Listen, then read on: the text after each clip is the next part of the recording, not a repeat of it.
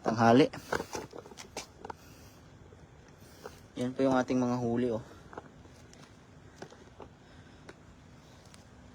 Mga tilapia. Sa lahat ng ating huli yung gabi. Karamihan tilapia. Yan. Fresh na fresh. Pang prito. Yan o. Ito natin bukas. Pang ano ba? Pangagahan at saka ano? Panangalian.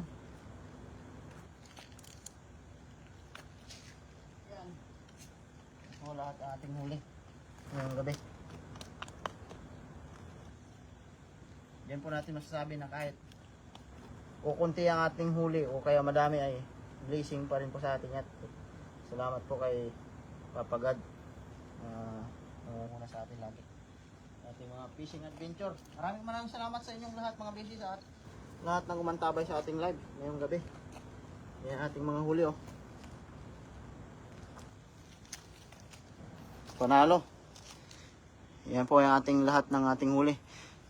9 ng umaga dito sa Canada Idol kay Guson Official Vlog. Magandang umaga sa iyo Idol diyan sa ano sa Canada. Ayan ang ating ano mga huli. Yan, so hanggang dito na lang po ang ating live mga beshi no.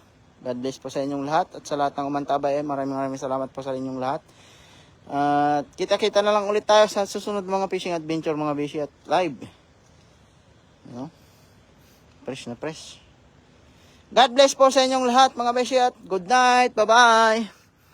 Wait lang, punas lang tayo mga beshi at basa ang ating kamay.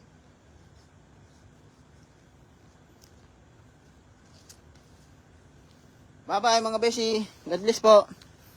And God bless, ay, ingat po tayo sa lahat. Ingat po tayong lahat mga beshi. Bye bye.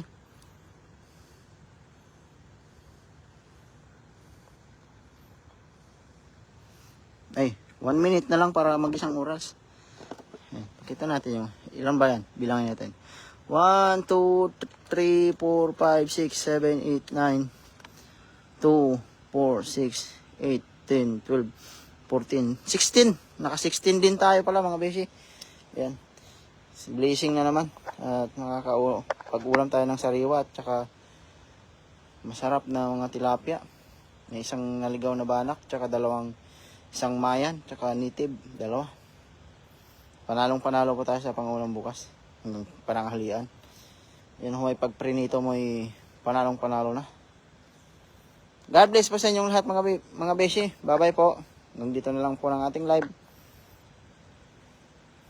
Kaya din ingat palagi. God bless. Galing po kay Linlin Dilin. Maraming salamat po. At sa ating mga kababayan sa Pinas ay ingat po palagi. Kagaya ngayon naglindol-lindol at nakikiramay tayo sa mga ano no, sa mga nasalanta ng lindol diyan sa Cebu. At maraming salamat po sa lahat. Bye bye mga beshi.